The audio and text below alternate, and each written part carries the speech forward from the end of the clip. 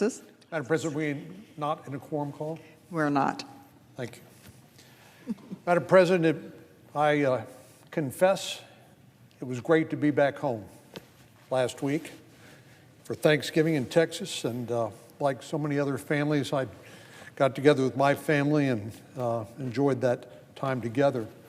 But now we're back here in the nation's capital with a lot of work to do.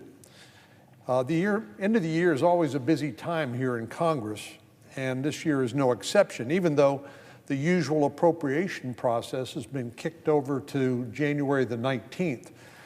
Because the Majority Leader has not scheduled earlier votes, either on the Israel aid, which was passed by the House some weeks ago and been sitting here in the Senate with no action, the Majority Leader has announced his intention to put a $106 billion package benefiting Ukraine, Israel, and also the Indo-Pacific.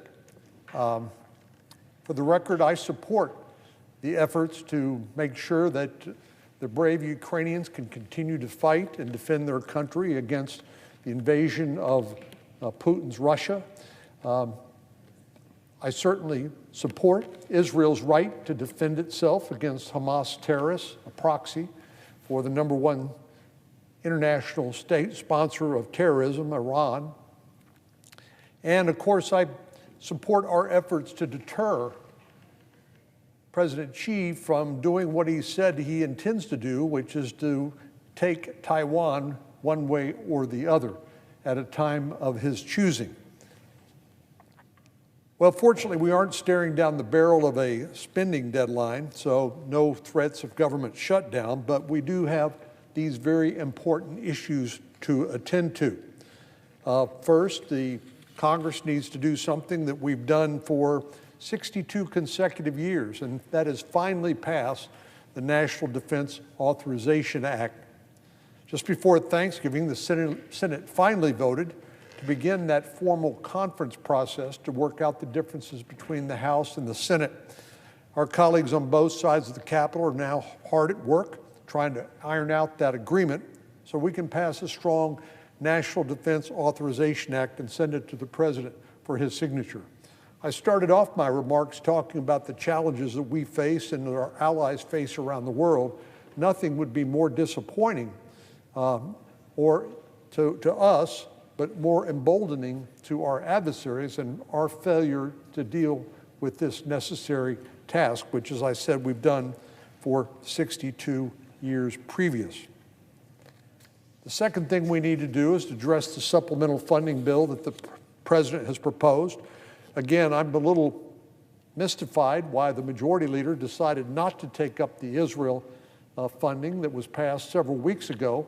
I understand he doesn't like the pay for that the House has proposed, but I think one logical thing to do would be to propose a different pay for and to put it on the Senate floor so we can talk about it, vote about it, and get it done, because obviously that situation, although there seems to be a temporary lull in the conflict between Hamas and Israel, we know that once this temporary period passes, that Israel will have no choice but to destroy Hamas's ability to commit future terrorist attacks.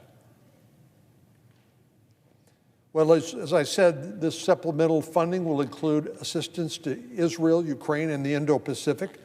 But the part that I think our Democratic leadership is in denial about is the price of getting this done will also include major policy changes at the border.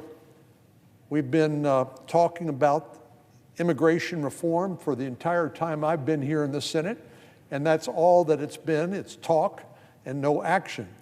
But my state is on the front line of the Biden border crisis, and it is getting worse by the day, because all of the signals that are being sent by the administration are that if you make it to the border by any means necessary, that you're going to be released into the interior of the United States.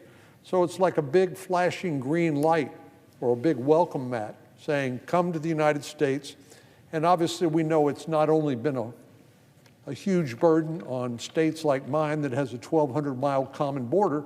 We've had people like Mayor Adams, the mayor of New York City, saying that unless something is done about this, it will destroy New York City. Some rather stark and jarring words, but it's finally become to the attention of even some Democratic leadership that this is something that is unsustainable and must be addressed. And we are going to do that in the context of these funding bills. Well, these are some of the most consequential security challenges we're facing today, and it's critical that we actually get to work on them and not just talk about them, and hopefully that will happen soon.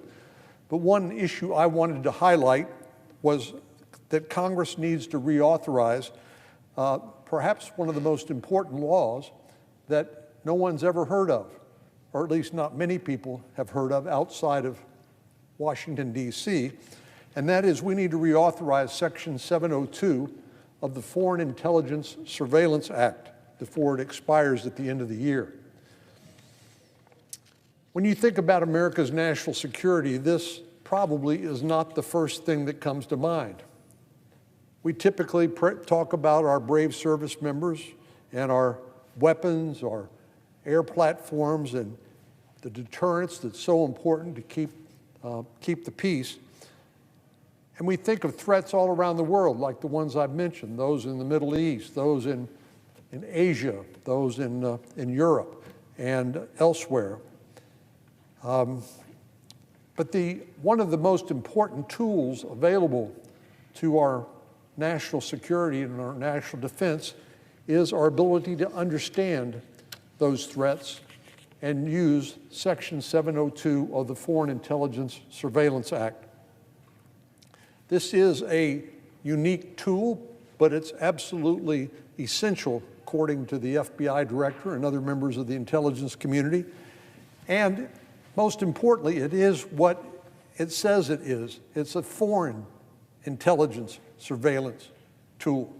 In other words, it's only used to gain information and intelligence on foreigners not located here in the United States, but those located outside of the United States. That's an important distinction because we don't allow those sorts of investigations to take place here in the United States. We have a constitutional protection against unreasonable searches and seizures, a requirement that if you're going to get a search warrant or you're going to get a warrant for somebody's arrest, that you have to go in front of an impartial judge and show probable cause why a crime was committed by this person. That is critical to our authorities to protect ourselves as laid out in the Bill of Rights for American citizens, but not for foreigners who are spying on the United States. That's something entirely different. So this is not authority used to target U.S. citizens, whether on American soil or elsewhere. It's specifically aimed at foreigners or non-Americans overseas who could pose a threat to our national security. Congress enacted Section 702 in 2008 in response to threats by various terrorist groups in the wake of 9/11. It tore down some of the walls that prevented government agencies from sharing information among themselves. And there's no question that it has been a success. When talking about Section 702 several years ago, the FBI director said the fact that we have not suffered another 9/11 attack is not just luck. He noted it's a product of intelligence, teamwork, diligence, and dot connecting. And that's much of what Section 702 does. It allows collection of the dots so the dots can then be connected to facilitate investigations into foreign terrorist threats and other actions by foreign adversaries. This authority has been vital to detecting potential terrorist attacks, but the application reaches far beyond counterterrorism missions.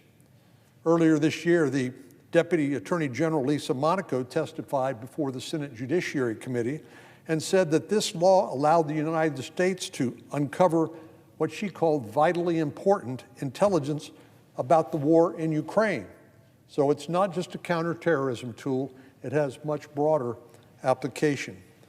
She told the Judiciary Committee that Section 702 has helped uncover gruesome atrocities, war crimes in Ukraine. That includes the murder of civilians, the forced relocation of Ukrainian children into Russia, and the detention of refugees. It's also important at a time when 71,000 Americans died of synthetic opioid poisoning last year alone, fentanyl being the most common variety, that 702 has helped the United States combat fentanyl trafficking here in the United States. Fentanyl poisoning is the #1 cause of death for Americans between the age of 18 and 45. This is a terrible scourge, and we've got to use all the tools in our toolbox, including Section 702 to fight it. Information acquired because of this authority has informed our understanding of China's role, for example, in providing the precursor chemicals that are necessary to produce the finished product. And it's also helped expose smuggling techniques by the drug cartels that smuggle the synthetic opioids, the fentanyl, into the United States across our southern border. So for virtually every national security threat that the United States faces, Section 702 is an essential asset. Earlier this year, Attorney General Merrick Garland and the Director of National Intelligence, Avril Haines, sent a letter to congressional leaders highlighting even more examples that show why this authority is so important. Information acquired through Section 702 has allowed the United States to identify multiple foreign ransomware attacks on U.S. critical infrastructure, like the Colonial Pipeline ransomware attack a year or so ago. And it's enabled the United States to stop components for weapons of mass destruction from reaching foreign actors. And it's identified threats to U.S. troops and thwarted planned terrorist attacks both at home and abroad. It's helped disrupt our adversaries' efforts to recruit spies on American soil and send their operatives to the United States. Section 702 is a critical tool in America's national security toolbox, but its future is uncertain because unless Congress takes action before the end of this year, that authority will expire. This is as if we would intentionally blind ourselves to these threats that I've described for Congress to fail to take action and reauthorize Section 702. If that happens, it will deprive America's dedicated intelligence professionals of the laws that they need, the authorities they need in order to keep our country safe. Director Wray, I think, said it best when he said that allowing Section 702 to expire would be an act of unilateral disarmament in the face of the Chinese Communist Party. An act of unilateral disarmament in the face of the Chinese Communist Party. Given the threat that China poses to the United States, especially in the Indo-Pacific, an unforced error by failing to reauthorize this necessary legislation would be the last thing we need. Allowing Section 702 to expire would only benefit our most dangerous and capable adversaries. It would embolden China and Russia while hamstringing our ability to understand the threats we're facing until it's too late. General Paul Nakasone, who leads both the National Security Agency and the U.S. Cyber Command, has been very clear about the need to preserve Section 702. He said earlier this year, he summed up its importance rather succinctly when he said, 702 saves lives and protects the homeland. That's what we're focused on at the moment when it comes to confronting the vast national security threats we do face, saving lives and protecting the homeland. That's true, I believe, of the war in Ukraine, It is in our nation's national interests, I believe. It's true in the war being fought by Israel for its survival in the Middle East. It's true for China's saber rattling in the Indo-Pacific, and it's true for the crisis we face at the border. Achieving our definition of success in each of these situations will require far more than just money. It will require reliable and timely information or intelligence, and we simply will not have access to that if 702 were to expire. It's absolutely imperative that Congress reauthorize Section 702 before the end of the year. And I know we have the time if we only have the will to get it done. This is a priority for members on both sides of the aisle and both sides of the Capitol. This is not a partisan issue. It's the ultimate nonpartisan issue. And we've seen a number of constructive proposals to preserve and modernize this authority while enhancing privacy protections. I understand concerns about abusing these various authorities against Americans, something that's illegal, something that should be investigated and prosecuted to the fullest extent of the law. But just because a few rogue actors have misbehaved is no reason to relinquish this necessary tool when it comes to foreign actors who wish us ill.